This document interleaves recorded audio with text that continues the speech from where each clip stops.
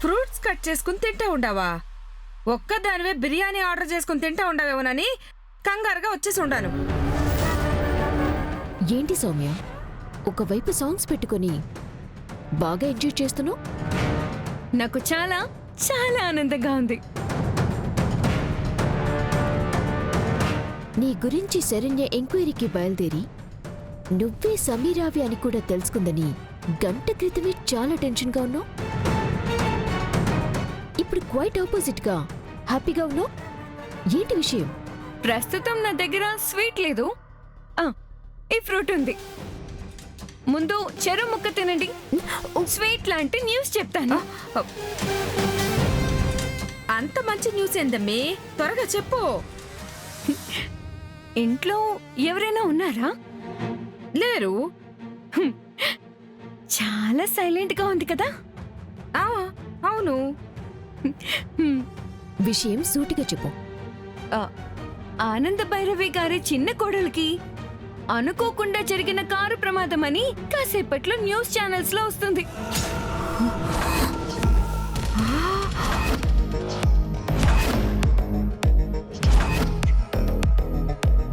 తర్వాత హాస్పిటల్లో మృత్యుతో పోరాడి ఆఖరి శ్వాసను వదిలిన శరణ్య అని మరో న్యూస్ వస్తుంది.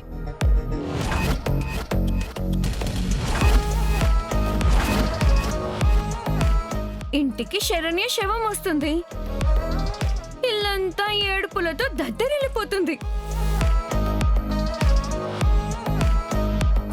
ఏమంటున్నావు నువ్వు? నాకు వేరే దారి కనిపించలేదనన్య. నాకు దర్శన్కి మధ్య శరణ్య మరీ అడ్డమైపోతుంది. నేను సమీరాని అన్న విషయం ఆనంద్ గారి దగ్గర బయట పెట్టిందంటే నేను బయటకు పోతాను. దానికంటే శరణ్య పైకి పోవడం బెటర్ అనిపించింది. అందుకే కార్ యాక్సిడెంట్ ప్లాన్ చేయించాను. తను సేకరించిన ఆధారాలను తగలబెట్టించేశాను. హాస్పిటల్లో అడ్మిట్ అయిందని అందరూ అక్కడికి వెళ్లారని తెలిసింది. కానీ అది బ్రతకదు. ఎందుకంటే యాక్సిడెంట్ అంత సివియర్ గా అయింది కాబట్టి. శరణ్య దర్శన్ లైఫ్ లో లేకపోతే ఆ పోస్ట్ ని నేను భర్తీ చేసేయచ్చు. నేను ఇంటికి ఏ పర్పస్ తో అయితే వచ్చానో ఆ పర్పస్ ఫుల్ఫిల్ కాబోతుంది. I'm very happy. I'm so so so happy. నువ్వే కాదు, శరణ్య పైకి పోతే నేను కూడా హ్యాపీనే. ఎందుకంటే ఆనంద భైరవి నన్ను 10 రోజుల్లో ఇంట్లో నుంచి బయటికెంటుతానంది. శరణ్య పైకి పోతే ఆనందకి పెద్ద షాక్ తగులుతుంది. బుల్లెట్ ట్రైన్ కి బ్రేక్లు పడినట్టు అవుతుంది. అవునవును. ఆనంద భైరవి ఎప్పుడు చూసినా నాకు ఎదురు లేదు తిరుగు లేదు అని వెర్రవీగుతూ ఉంటాది. అదంతా దిగిపోతుంది. మనిషివి పెట్టలా కనిపిస్తా ఉండవు గాని ప్లాన్లు మాత్రం పెద్ద పెద్దవి వేస్తా ఉండవు. లైఫ్ లో ఏదో చోట రిస్క్ తీసుకోకపోతే ముందుకి వెళ్ళలేం, పైకి వెళ్ళలేం. అందుకే డేర్ డెసిషన్ తీసుకున్నాను. ఈ విషయం ఆనంద గారికి తెలిసుండదంటే నిన్ను పైకి పంపిస్తాదమ్మీ. నా పేరు ఎక్కడ బయటికి రాదు. హిట్ అండ్ రన్ యాక్సిడెంట్ కింద కేస్ క్లోజ్ అయిపోతుంది. That's all. ఈ విషయం ఆనందత్త ఎంక్వైరీ చేయించకుండా వదలదు. సో నువ్వు ప్రీ ప్లాన్డ్ గా ఉండటం మంచిది. Yeah, that's true. అది నేను ప్లాన్ చేసుకుంటాను. మంచి న్యూస్ చెప్పుండావమ్మీ. పోయి మటన్ బిర్యానీ తిందాం పదండి. లేదు, గుడికెళ్దామా ఆంటీ? ఆడ బిర్యానీ పెట్టరు కదా. శరణ్య పైకి పోతే 101 టెంకాయలు కొడతానని మొక్కుకున్నాను. మొక్కు తీర్చుకోవాలి కదా, ముగ్గురం గుడికి వెళ్దాం. ఉమ్, ఆ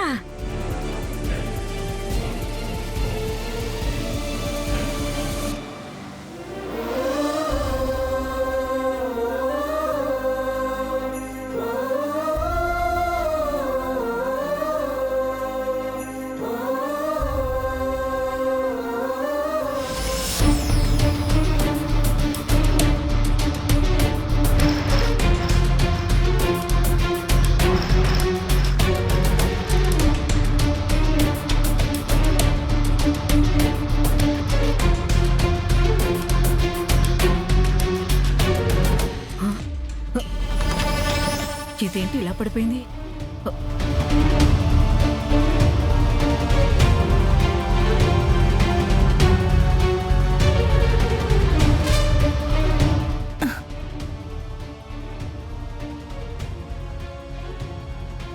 ఏమైంది? కళ్ళు తిరిగాయి అత్తయ్య. ఎందుకు? ఏమో తెలీదు, ఉదయం నుంచి అలాగే ఉంది. లే, ఈ విషయం బయటికెళ్ళి చెప్పకమ్మా. అత్త అన్నం కూడా పెట్టకుండా కోడలి కాల్చుకు తింటుందని నన్నాడి పోసుకుంటారు. ఇంటి గుట్టుని బయట పెట్టుకునేదాన్నైతే ముందు నా ఇంట్లోనే చెప్పుకునేదాన్ని కదా. అంటే ఏంటి నీ అర్థం? నేను తిండి పెట్టడం లేదనా? బస్తాడు బియ్యం నేనే తిని దున్నపోతుల బలుస్తున్నాననా? నేను ఆ మాట అనలేదు, మీరే అనుకుంటున్నారు. అయినా కోడలికి కళ్ళు తిరుగుతున్నాయి అనగానే కంగారు పడాల్సింది పోయి కారాలు మిరియాలు నూరినట్టు ఏంటి మీ మాటలు?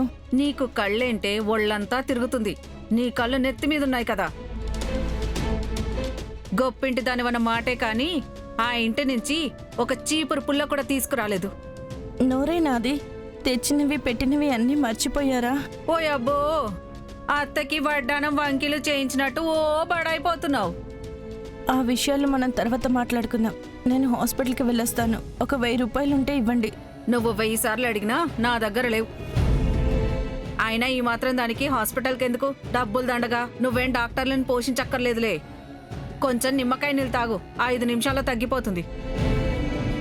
లేదంటే మీ ఇంటికెళ్ళి ఓ 10,000 అప్పటికి తీసుకురా, అప్పుడు హాస్పిటల్లో జాయిన్ చేస్తాను. సమాధానం లేదేంటి నీ దగ్గర నుంచి? మీది అసలు నోరే నాది, సమాధానాలు కావాలా మీకు? మీరు అనే మాటలకు మరొక కోడలైతే సమాధానాలు వేరేలా ఉంటాయి.